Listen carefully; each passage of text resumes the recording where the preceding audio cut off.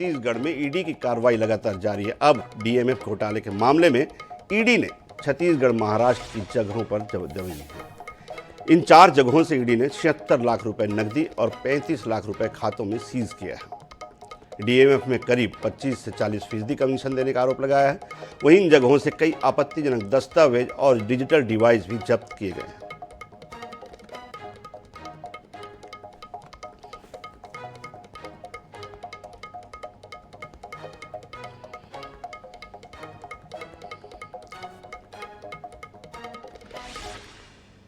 तो लगातार ईडी कार्रवाई जारी है। मनोज नायक हमारे संवाददाता जुड़े हुए हैं। मनोज, पूरी डिटेल दें।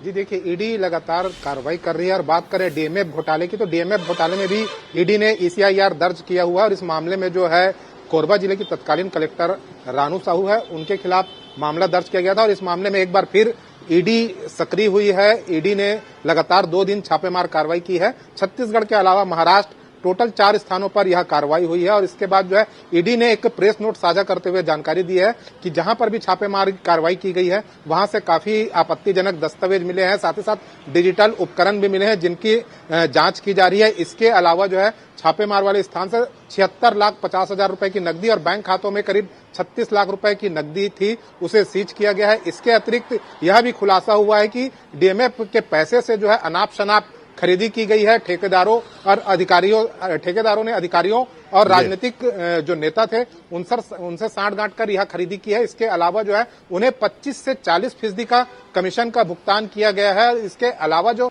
जानकारी सामने आई है कि डीएमएफ के पैसे की जमकर बंदरबाट की गई है, तो इस मामले को लेकर जो है ईडी ने एक बार फिर अपनी कार्रवाई तेज कर दी है।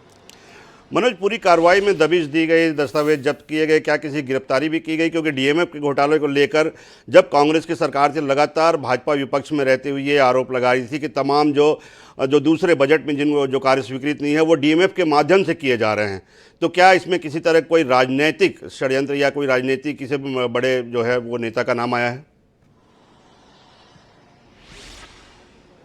जी, निश्चित रूप से बात करते हैं डीएमएफ घोटाले, तो डीएमएफ घोटाले में साफ तौर पर पहले जो सबसे पहला नाम आया था तत्कालीन कलेक्टर जो कोरबा की रही रानू साहू का, उनका नाम आया था और उनके खिलाफ ही एफआईआर दर्ज किया गया था कि उन्होंने डीएमएफ के पैसे से जमकर बंदरबाट की है और ऐसी चीजें भी खरीदी की गई जिनके मार्केट रेट कुछ और थे और उनके जो जिस भाव से खरीदी की गई वह आसमान को छू रहे थे। तो इसके अलावा जो बताया गया था कि जहां भी खरीदी की गई वहां जो है ठेकेदारों से जो है 25 से 40% का कमीशन लिया गया था और करीब जो करोड़ों का घालमेल किया गया था। और अभी जो नया मामला जो आया है, जो 4 स्थानों पर छापेमारी की गई है, वहां से करीब 1 करोड़ 11 लाख की टोटल जो है ईडी ने रिकवरी दिखाई है। इसके अलावा जो है डिजिटल उपकरण दिखाए हैं जिनकी जांच की जानी है। इसके अलावा जो है जो दस्तावेज बरामद किए गए हैं उनका परीक्षण किया जा रहा है और साफ यह भी इंगित किया गया है कि तत्कालीन जो राजनेता थे या तत्कालीन जो अधिकारी थे उनकी साठगांठ जो है ठेकेदारों के साथ